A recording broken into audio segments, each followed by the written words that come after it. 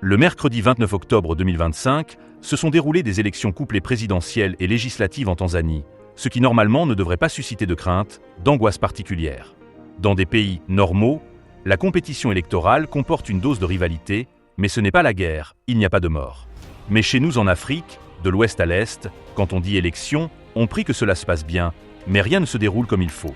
Comme cela devient maintenant une coutume africaine, le scrutin est organisé pour que le candidat en place gagne.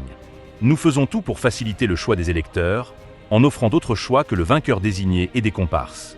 Cela passe par écarter les adversaires les plus susceptibles de remporter la présidence en invalidant la candidature des uns et en emprisonnant d'autres.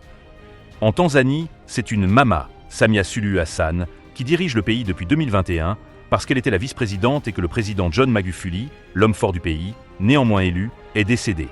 Après avoir achevé le mandat du président, Madame Suluhu Hassan se présente pour la première fois à la présidentielle.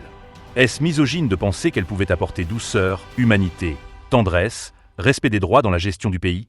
Retour sur un pays plongé dans le chaos, avec coupure d'internet et des centaines de morts pour avoir voulu exprimer leur mécontentement pour l'absence de certains candidats lors du scrutin.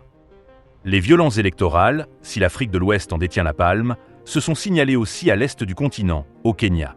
Mais c'est une première pour la Tanzanie, ce pays d'Afrique de l'Est avec son île célèbre Zanzibar.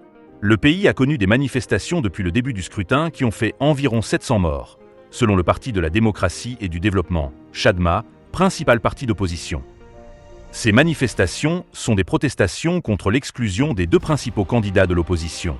Tundu Lissu, chef du parti Chadema, a été arrêté en avril et est jugé pour trahison, une accusation passible de la peine de mort.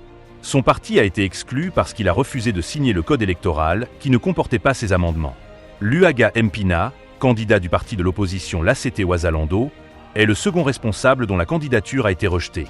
Le total des victimes suite aux manifestations ne fait que penser à une brutalité excessive par l'usage d'armes létales. Comment des forces de sécurité peuvent-elles faire cela? Une guerre contre sa propre population au motif du maintien de l'ordre. Pourquoi en Afrique on a si peu de respect pour la vie de ses frères, pour les massacrer comme des bêtes? Durant cette boucherie, le pays était coupé d'Internet, coupé de ses voisins. Les manifestations ont débuté le jour du scrutin à Dar es Salaam, capitale économique du pays, et auraient fait 350 morts et se sont étendues au reste du pays avec un total de 700 morts.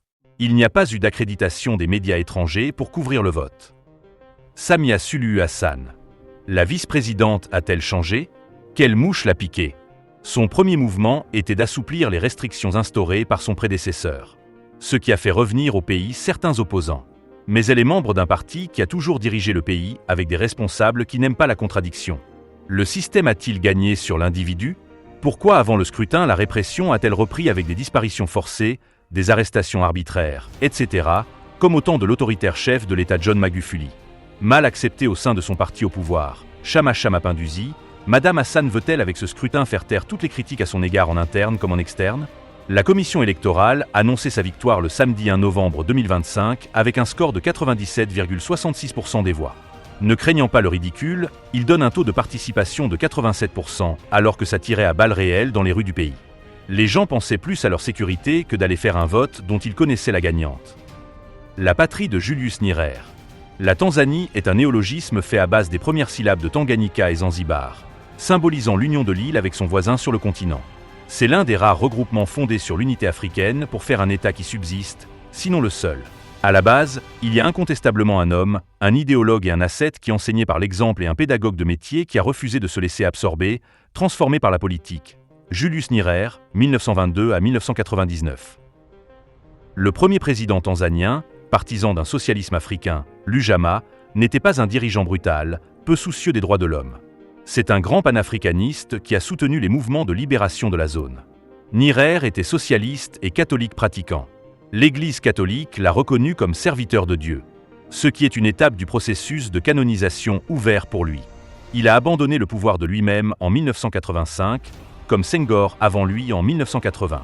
Cet exemple n'a pas été suivi par les dirigeants africains, sauf Nelson Mandela qui l'a hissé à un autre niveau en décidant de n'exercer qu'un mandat. Samia Suluhu Hassan est du parti qui prétend porter l'héritage de Nyerere, mais la filiation politique n'existe plus avec ce massacre.